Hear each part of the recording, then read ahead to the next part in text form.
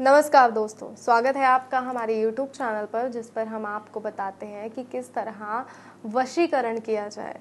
किस तरह वशीकरण के माध्यम से आप किसी को अपना बना सकते हैं। कोई आपसे रूठ गया है, नाराज़ है या किसी से कोई काम आप करवाना चाहते हैं, तो किस तरह आप उसे अपना बना सकते हैं, किस तरह आप उस व्यक्ति से अपना काम करा सकते हैं। लेकिन ये सब आप तभी कीजिएगा तब आप इस बात के लिए श्योर हों कि आपको उस व्यक्ति को वश में करना है।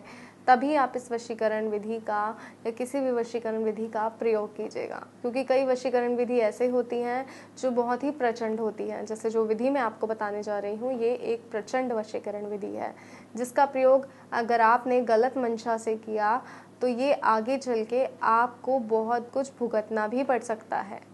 वो व्यक्ति फिर आपसे दूर ही नहीं होगा, फिर आप कुछ ऐसा तरीका ढूंढेंगे कि वो व्यक्ति आपसे दूर हो जाए। तो इससे अच्छा ये है कि आप पहले इस बात के लिए श्योर हो जाएं कि आप उनसे प्रेम करते हैं या फिर आपको उनसे काम कराना ही है, तभी आप उस व्यक्ति को अपने वश में करें। तो आइए मैं आपको बताती हूँ कि आपको किसी को वश में करने के लिए कम से कम सामग्री में किस तरह आप किसी को वश में कर सकते हैं। तो शुरू करते हैं और सबसे पहले मैं आपको सामग्री ही बता देती हूँ जो सामग्री हमें चाहिए। तो दर्शकों, सबसे पहले हमें चाहिए उस व्यक्ति का इस्तेमाल किया गया कपड़ा। वो कपड़ा कुछ भी हो सकता है। और हमें चाहिए एक लाल कलम। जी हाँ, एक लाल कलम, लाल मार्कर कुछ भी आप ले सकते हैं, जिसकी सहायता से आपको उस व्यक्ति को वश में करना है। और करना क्या है, आपको लाल मार्कर की सहायता से उस कपड़े पर उसका नाम लिखना है। और नाम बहुत छोटे अक्षरों में लिखना है, बहुत छोटे अक्षरों में। जैसे इस कपड़े पर हमने यहीं कहीं उनका नाम लिख दिया।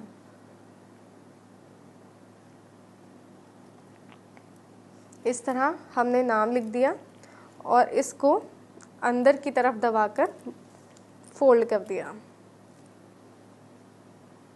इस तरह। और इसके बाद इस कपड़े को आपको 7 दिन तक अपने पास रखना है। जी हाँ, 7 दिन तक इस कपड़े को आपको अपने पास ही रखना है, अपने से अलग नहीं करना है। चाहे आप इसे अपने तकिए के नीचे रखिए या कहीं भी रखिए जहाँ आपको सहूलियत हो, लेकिन ये कपड़ा किसी के हाथ नहीं लगना चाहिए। इस बात का भी खास तौर पर ध्यान रखिएगा।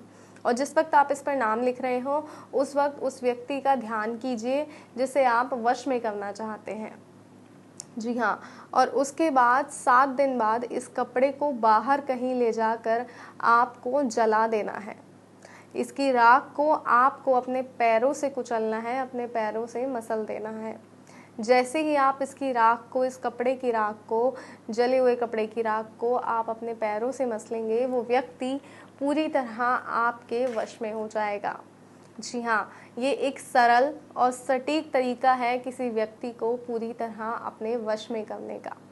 और ये कैसे हो सकता है, ये मैंने आपको बताया, लेकिन इस विधि का प्रयोग बहुत ही संभल कर कीजिएगा कि ये करते वक्त कोई आपको ना देखे। ना उस वक्त जब आप कपड़े पर व्यक्ति का नाम लिख रहे हो, ना उस वक्त जब आप इस कपड़े को जला रहे हो।